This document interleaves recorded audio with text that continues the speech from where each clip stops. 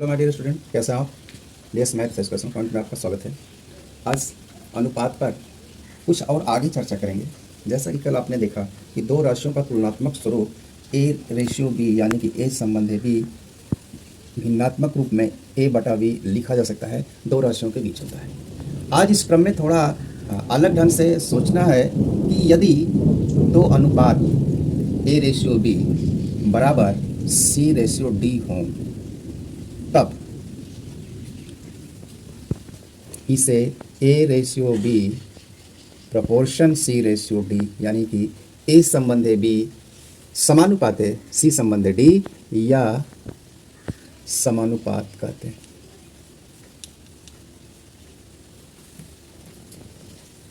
यदि A B C केवल तीन मान यानी कि क्वांटिटी दी गई है और ए बी सी का जो अनुपात है यदि A ratio B proportional B ratio C हो, इस स्थिति में ए बी सी सतत समानुपात कहे जाते हैं।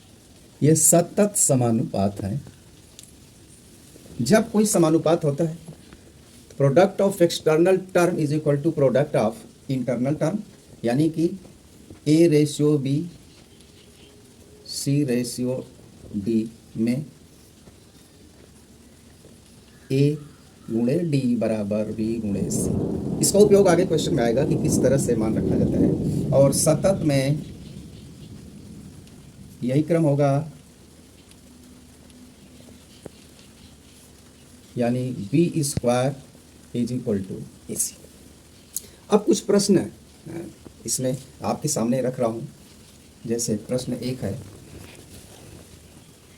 किसी कक्षा में छात्र हैं 10, इनके लिए कंप्यूटर की आवश्यकता है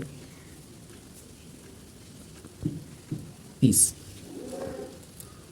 तब 90 कंप्यूटर के लिए छात्र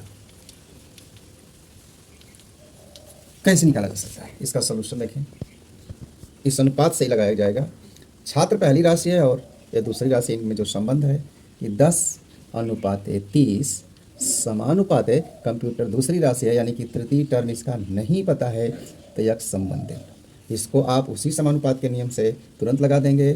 30 गुणे x बराबर 10 गुणे 90, इसलिए यक्ष बराबर 10 गुणे 90 बटा 30, यानी कि 30 छात्र होने चाहिए।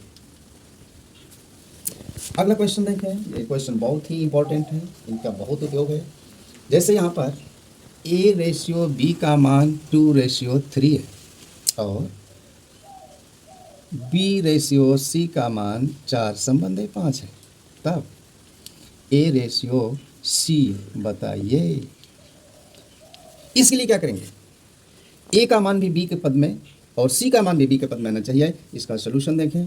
ए बटा बी बराबर 2/3, क्रॉस मल्टीपुल से क्या हो जाएगा? 3a बराबर 2b, यानी कि ए का मान बी के पदों में a बराबर 2/3b।